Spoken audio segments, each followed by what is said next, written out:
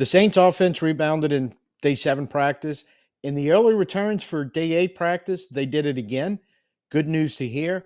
Plus, we're going to talk about a couple factors that are not really being mentioned a whole lot, and I think they should be regarding Trevor Penning and Rasheed Shaheed. And we'll go ahead and take a look at day 8 practice. I'm Tim. Let's talk Saints. So just expounded a little more. Last video we kind of touched on day 7 practice. And it was an offensive focus practice by all accounts from the media that was present at the time and then subsequently in their reporting. It was the best day for the quarterbacks, best day for Spencer Rattler individually. That did get mentioned, even though he had an interception that he threw in 7-on-7s. Quincy Riley made a play on the ball that was a good play on the ball that was probably slightly underthrown, it seems. Focus was they ran 7-on-7s, they ran 11-on-11 team drills, live, going at it. And a very heavy focus on situational football via the 2-minute drill. And that comes back around in day 8 also. But every quarterback hit at least one big play in the passing game. Haener had a long, in 7-on-7s, actually threw a long touchdown pass to Olave. There was one highlight I saw where Shough threw an absolute laser dime right on the sideline to Brandon Cook on a deep out. It was a great pitch and catch, and the type of throw where you can see why they love Shough's arm strength and arm talent so much to get a ball where he put it.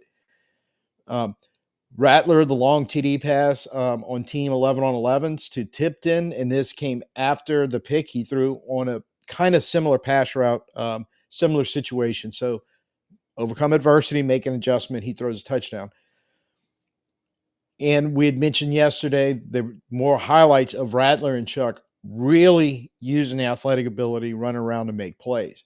So all good things from the quarterback standpoint, minus the one interception, but hopefully Rattler will get a handle on that because that is his third of training camp so far.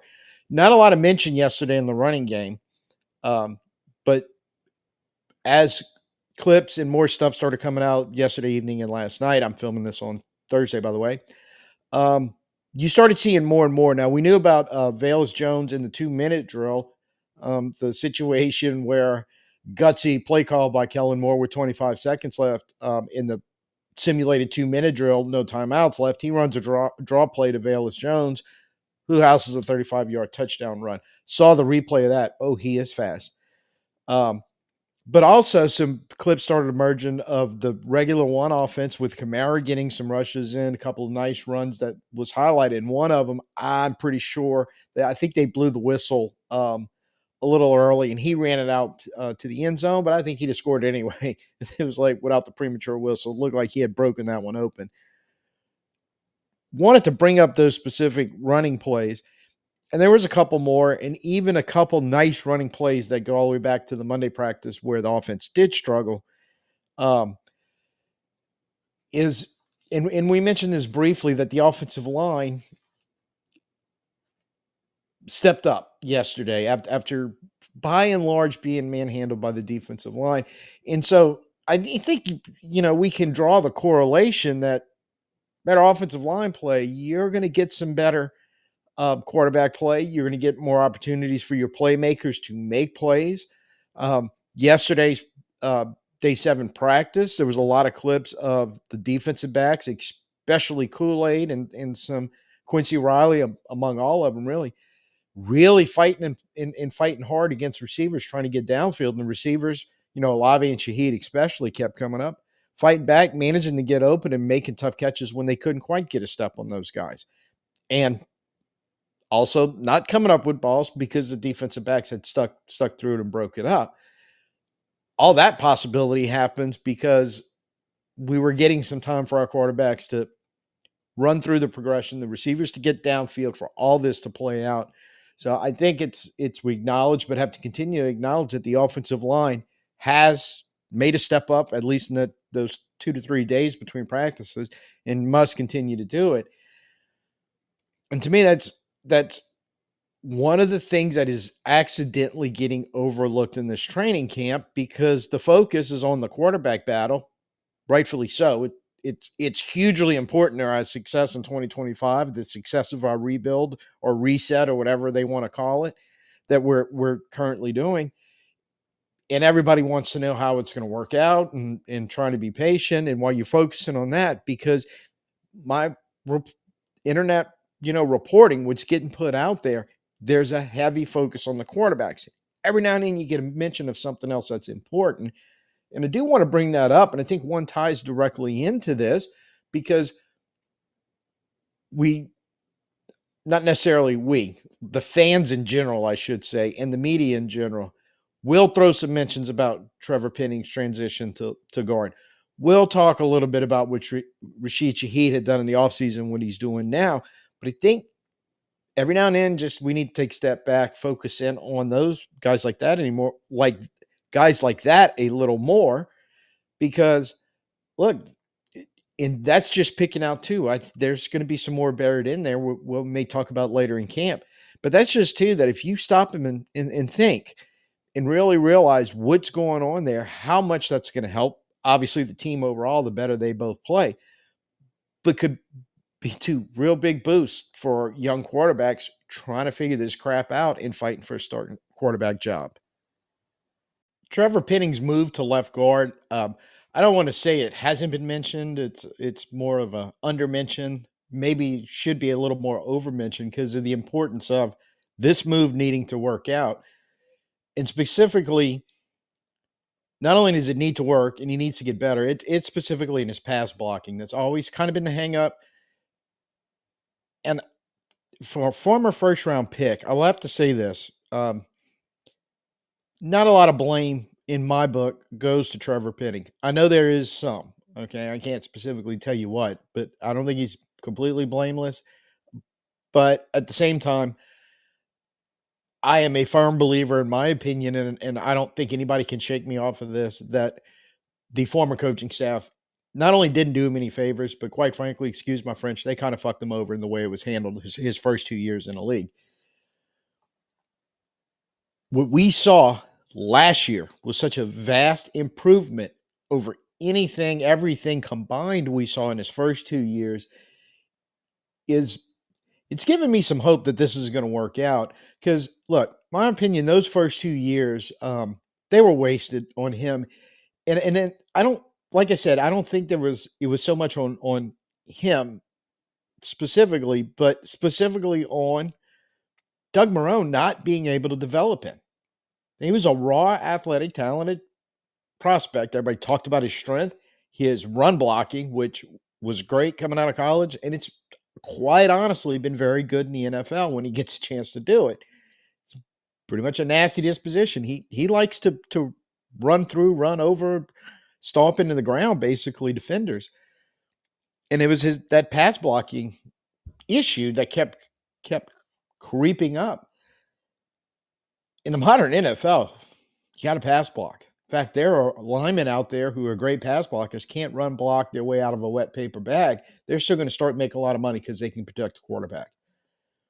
On top of that, Pete Carmichael, being a horrible play designer and play caller, not being able to help out the fact that you had a good run blocker, but a guy that wasn't developing as a pass blocker, which again, I blame on Doug Marrone.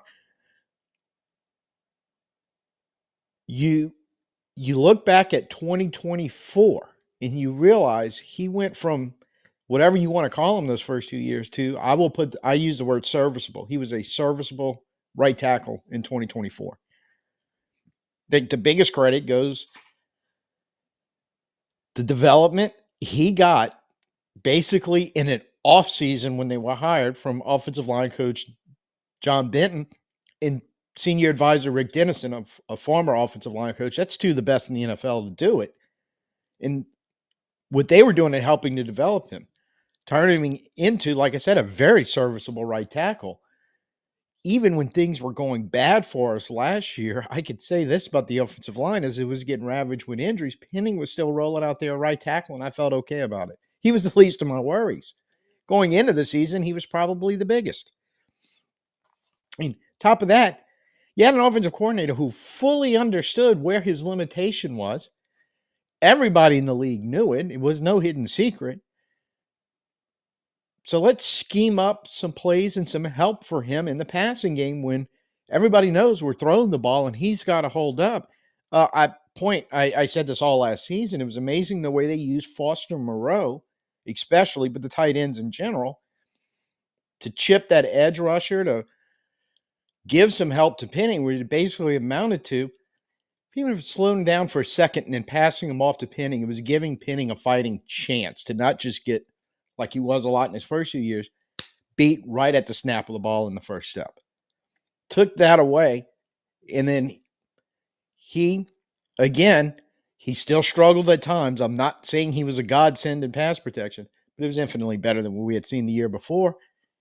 Some coaches taking the time to work with him, develop him, whatever that they did, that you could see, you know, fairly good results. And then what couldn't be, let's quote unquote, fixed right away, the offensive coordinator going, that's okay, we'll have to work it in the scheme.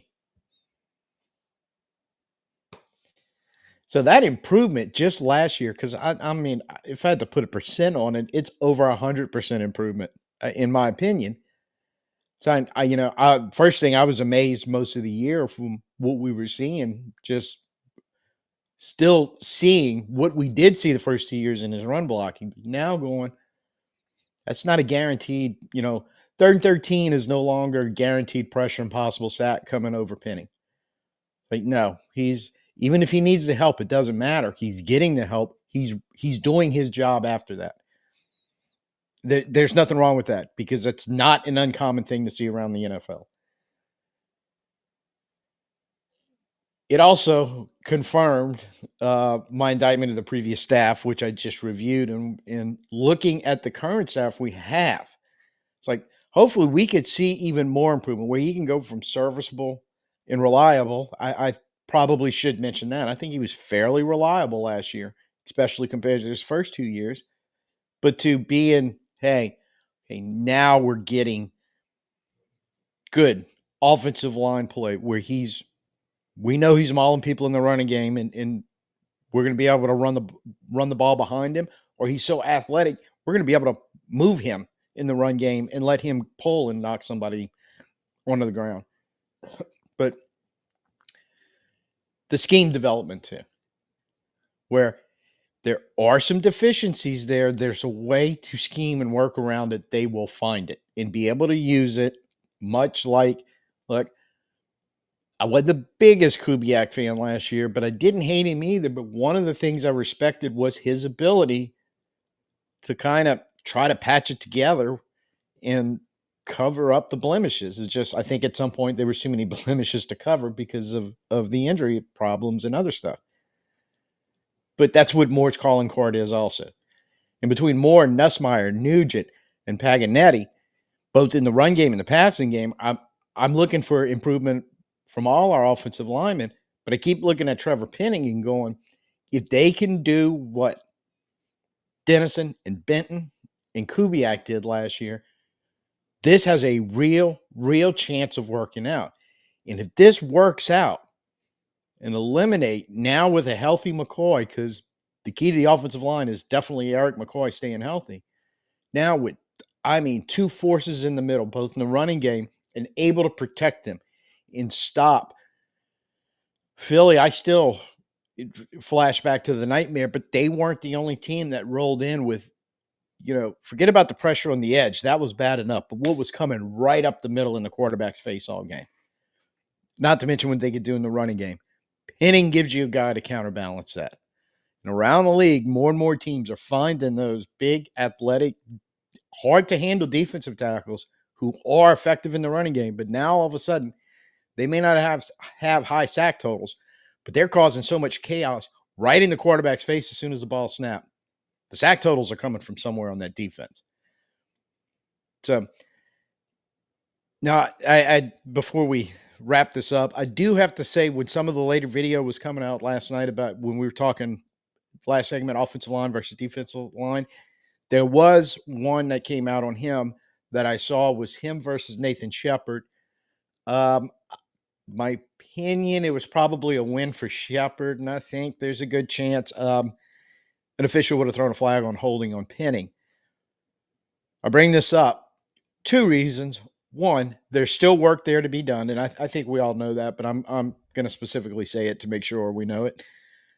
But the next thing that happened was coach, and it might have been Nugent, but I really didn't see directly who it was. And I mean, not in a way where they were screaming and hollering or anything like that. That it's like got up to him and was talking to him, and you could see him point a little bit, coaching him up. Part of the development. This is what happened. This is something Kellen Moore talked about in the process a couple weeks ago of how they handle training camp. Correct what you correct. They're going to take notes on it. They're going to have meetings. They're going to watch films. They're going to do a walkthrough. All that happens at some point during the day in these practices, but you're correcting the mistake. And I think for the longest time, and it not just him, but there was a stretch 2-3 years where no mistakes were getting corrected by coaches. And a lot of players just, it almost seemed like almost to a degree had to kind of fend for themselves out there. I think that's over with. And I think just Trevor Penning is now in year 4 getting what he should have gotten in year 1 that he started to get in year 3. And I have high hopes. I'm not anywhere near 100% that like this is going to work. But every little inkling we get on what's going on with him and seeing footage of, yeah, he made a mistake and it didn't work out again that one-on-one against Shepard. But they're coaching him. They fix it. And I think we saw what coaching, the improvement it did. It can do it again. Wrap this up that while I was working on this, because I knew at some point we're going to talk about this, sometimes fortune is nice. Both Trevor Penning and Kalen Saunders talked to the media, 2 pretty good interviews. Won't break them down or go through them, but there was a quote from each one of them that I think is very relevant what we're talking about. Trevor Penning in that interview said, I think it's more up my alley, the stuff I do better. And Kalen Saunders said, one of the best moves we have made, honestly, talking about moving Penning to guard. So some buy-in on the player himself, and seems to be doing pretty good there. And one of the guys he's gone up against and knocking heads with every practice is going, it's the best move we made. So encouraged by it. This works out. This will improve the running game. As if we can improve the pass protection up the middle, that is going to be a huge, huge help to the offense and the helping out whichever young quarterback wins the job. Second one. Rasheed Shaheed, off-season program. He added weight and muscle mass. Now, by all accounts, I think they're throwing the number 190 out, 190 pounds. So I'll take their word for it. I don't know if there's been an official weigh-in. There probably was one at some point when he got into camp. But to put that in perspective, last year he was 6 feet tall and weighed up 180. This year he's coming in 6 feet tall. Obviously, didn't grow. But 190, possibly a little heavier, of pure muscle. And talking about how it's helping him develop his game more. It's probably going to help him on some of the injury front, having a little more mass and being a little stronger. But doesn't seem to have hurt his explosion one little bit. He's still explosive, still likely one of the fastest guys in the NFL that he has been his whole time in the league. So I'm looking at this going, and the first thought that came to mind, now I had to look up his numbers, and I'm thinking, man, this is like some Deebo Samuel type stuff. I was thinking Samuel's around 210, 215. I think he's more like 225. So Deebo-like, not Deebo. And I am not comparing him to Deebo. I am not saying he's going to be the next Deebo. But I got to wonder if he can't go down that path, if this works like it seems to be working, because, they said by all accounts, he kept his explosion and speed, which Deebo has. He's shown already in practice he's still got the ability to go run down a deep ball and make the catch. We know he's fast and explosive. He's running by or running with defensive backs we know are fast and explosive. Go watch some of the footage of him in Kool-Aid going at it back and forth one-on-one. But all along, he's had the ability in using this offense as a design runner, both from wide spot, from a receiver position, and from directly out the backfield. Who does that remind you of that played for San Francisco till he got traded to Washington? So, what I think this does is bring him closer to the also adding the ability of being able to use in screens, in short passes, in intermediate passing a little more than we used to. We did use him um, somewhat and all that, but he's always kind of been more over the top for one thing, but even, you know, deeper routes, 15-yard crosses, that sort of thing. That's kind of where he lived.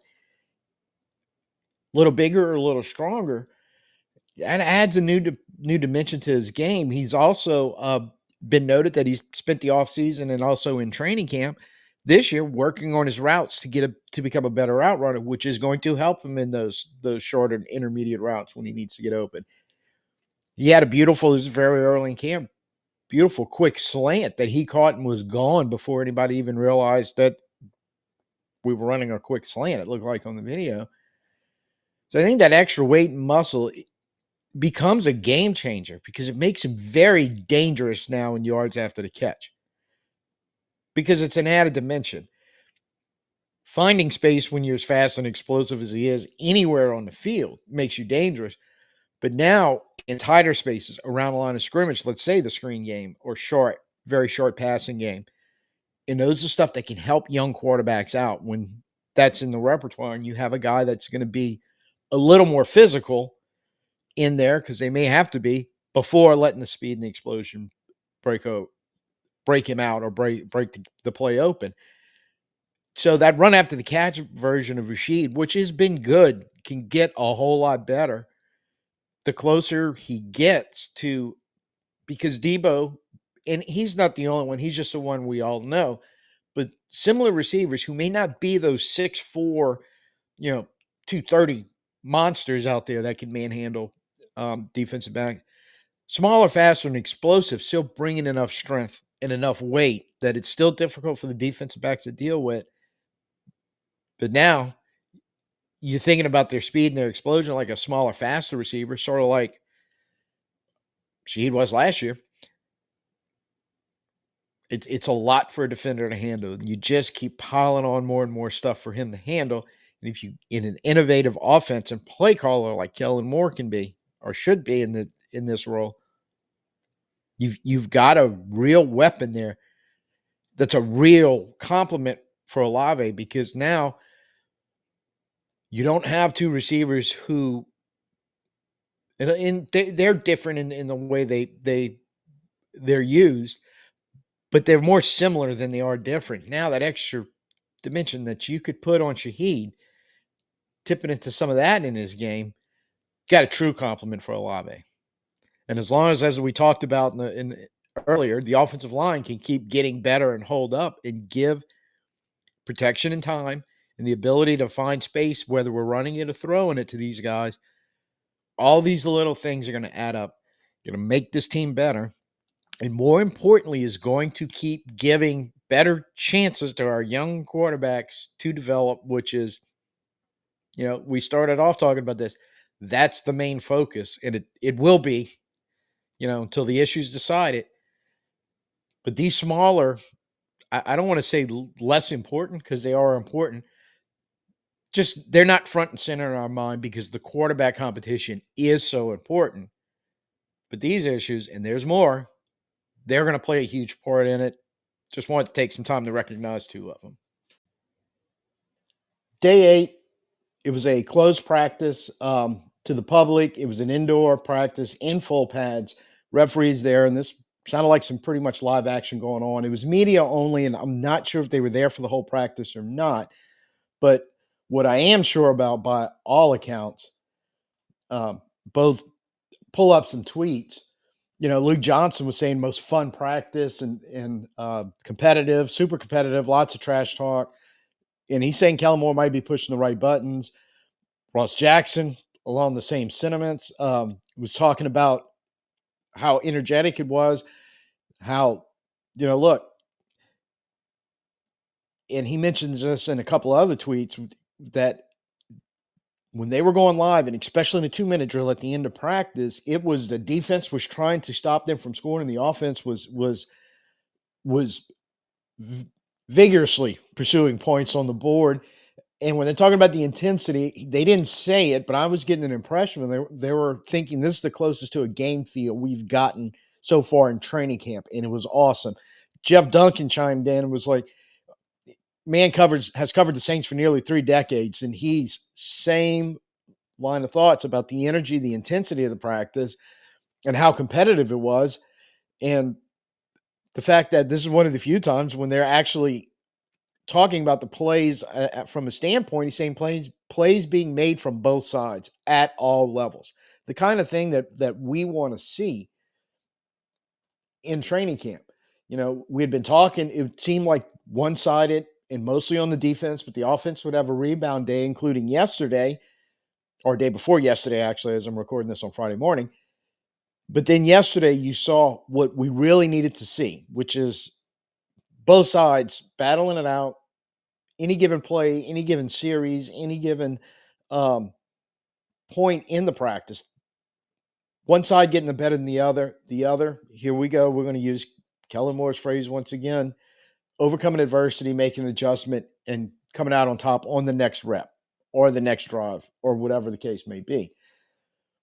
Now, all that being said, that was one of the big topics of conversation. The other one was pretty much about the quarterbacks, and which is fitting since I had a video going, hey, let's look at another couple of things that may other couple of things that may be, you know, not as important as the quarterbacks, but worth mentioning. And here we are back on the quarterbacks, which is fine. This is going to occupy, no doubt, a lot of the time during training camp when we're talking about the Saints. So takeaways from the quarterback: Rattler ran with the ones, Shough with the twos, Haener with the threes. Most of the talk was about 2 minute drills and then some team up 11 on 11s where it sounded like they were going pretty live at each other. I hadn't seen any video yet from that portion of the practice, but I'm sure it's going to be coming out. Sounds like Shuck's worst day. He threw his first two interceptions of training camp. The first one sounds like he was trying to thread the needle on a curl route to Cedric Wilson Jr. Rico Payton tipped it. Nephi Sewell picked it off. And the second one was on team drills, 11 on 11s. Uh, Howden picked him. Jordan Howden picked him on a long pass where Howden was able to undercut it and pick him off near the end zone. So it's rookie. Rookie things happen. Hopefully he'll overcome adversity, adjust, and move on.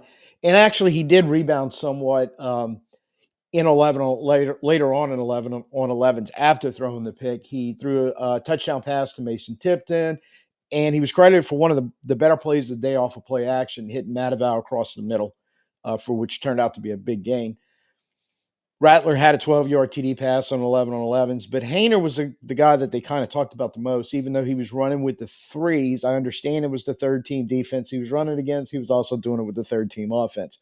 Let's be fair about what this is saying, because he was credited with the best throw of the day, and I'm really hoping to see some video on this one, the way it was described, that in the 2 minute drill, they were 13 was facing a 4th and 15, and he threw a dime downfield to Dante Pettis, who was well covered, got the ball into him. Pettis caught it for the conversion, and they ended up driving down the field. That was the play on the what was supposed to be the last play. PI was called by the officials, set it up on the one, and on a rollout, he hit Mason Tipton in the back of the end zone, which would have been the game-winning touchdown in that scenario. And I'm glad to see it was on a rollout because we had been hearing, especially last practice, how the other two quarterbacks were being so effective, moving around, rollouts, that sort of thing. Good to see that, you know, Haener gets his due on a big, what amounts to a big play. Again, I know it was three on the thirds in that drill, but still, you know, the media is telling you how insanely intense it was at that point on that play because the defense wanted to hold them out in, you know, it was, I think, a 4 point lead or something at that time by the defensive team. So they want to win. They want to keep them out the end zone. The offensive side, no, we want to get in the end zone and win. Competitive. And I'm happy to hear that. That you boiled it down to one play in a practice where both teams are trying to win. That's something I think it was there, maybe. I don't know. Because I can't say that I saw it or heard about it quite to the degree that what they're talking about now. And I think Kellen Moore mentioned this, that it was an awesome practice and by far the best of training camp. And I think also we all want to see this continue and carry forward over the next couple of weeks and through the preseason games. A couple of notes. We did cut Hunter Deckers the other day, and we signed a Kai Kroger, another punter. So we're rolling three punters right now. I'll talk about them in a minute.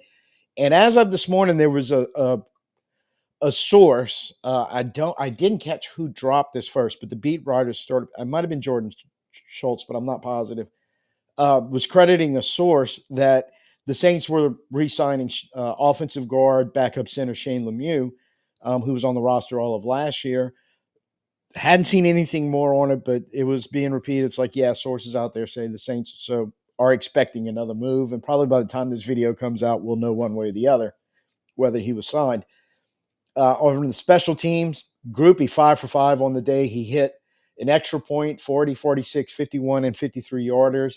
But the talk really is three punters in camp. You had Hayball from last year. You had the UDFA Burnup, and now Kai Kroger, who's a UDFA. The point somebody brought up was kind of like you kind of have three punters right now with only 1 year NFL experience, which was Hayball, who did a fine job. But I think this is, I don't know if this is, they're kind of disappointed in the first two and they're bringing in a third. They're saying, well, we want to be sure. Let's have an open competition. I'm not really sure what's going on there. I guess maybe we'll hear something a little later. Injury and availability. Pup Hill Moreau still out on that. Gray, Ridgway, Welsh did not practice, but Kellen Moore did say after day 7 practice, it's not serious. They expect him back in a few days. Juwan Johnson did return to practice in limited capacity. He was in pads. Don't know what he was limited to. I didn't get, they didn't say what drills he was or wasn't participating in, but I'm pretty sure he didn't do any of the full contact team stuff. But it was confirmed to be a groin injury and not serious. And participating even on a limited basis with a groin injury is probably a really, really good sign. So, like I said, I'm filming this Friday morning, so the Saints are off today. I thought they were leaving today to go to California and practicing there all week. Found out I was completely wrong on that. They're off today. They have 2 days of padded practice in Metairie. They're off a day, one more day of padded practice. Then they get on the plane and head to California. So normal training camp routine for the most part for them until I believe Wednesday's the day they leave. And then kind of that preseason, pre-game traveling thing's going to kick in. And on a young team, young quarterbacks, even though a couple of them had that experience last year being on the team, see how that plays out. But I like the fact that you ended this week with a high intensity practice that everybody's raving about. Really, the biggest thing I'm interested to see after one day off when they come back in pads, are we going to see and hear about that again?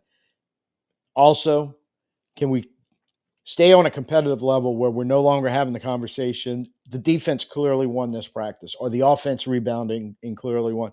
But more what they were talking about here, where it was a give and take from the time they stepped on the field to practice to the time they left, complaining at a referee for throwing a flag that shouldn't have been called PI, apparently.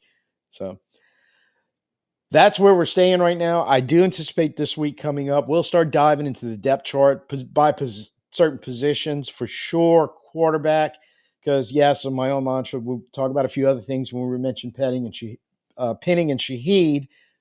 Look, it's all about the quarterbacks right now, and again, rightfully so. It is the most important position on the team, and we are desperately trying to solve that. So, I think right now, just to mention on the quarterbacks, seems the consensus from those present at practice on a daily basis, the media, that Rattler is kind of the front runner for now. I add it for now because I think this is not only open to interpretation, but subject to change because I don't think they're in a hurry to do it just right now. They're more as a process that he wants to play out. Kind of sounds like Shough was maybe today just bitten, like I said, about a rookie quarterback, kind of having to power through some rookie learning curves in camp. We'll see how he responds. But the one that I bring up, they talk about Jake Haener, and looks like he's clearly with the threes because he runs with the threes every day unless it's his turn to take the turn with the ones. But both the better days of the offensive practice, or two of them rather, was when Haener had his turn running with the ones. So I'm going to say quietly consistent that Jake Haener is is not going anywhere, not in the immediate time future. Looks like he's earning the right to have that third rep. I know splitting reps three ways is a topic of conversation that's going around. I think sooner or later that's going to be a good one to have. But again, we'll see how the process plays out. So when we do talk about the quarterbacks, I'm thinking there's some pretty equal footing between the three now that we're about 2 weeks into camp. That I'll be honest with you, I'm shocked to see. But in the near future, I don't think it's going anywhere. I think that that rotation and all three of them getting their shot is going to continue. So that's what we have for you today. It's first time here. You like what you saw, like, share, subscribe. Um, really pushing the subscriber rate right now. I'm trying really hard to hit 950 before we kick off against Arizona, and anything above that would be great. But appreciate the response that we've had over this period, especially since we moved into training camp. So thank you, each and every one of y'all. Put it down in the comments too, since we're going to be talking about quarterbacks. Let me know what you think so far of the assessment of I think Rattler's slim lead. Uh, Shuck and Hanger are probably neck and neck because Haener with more experience and being consistently steady, it sounds like, keeps him, I think, on basis with Shuck, who, drafted 40th overall. There was a reason they did that. So let me know what you think about the subject, and then we'll have a much longer show about it, maybe Monday or Wednesday of next week. So till I see you next time, I'm Tim. Peace out and who dat.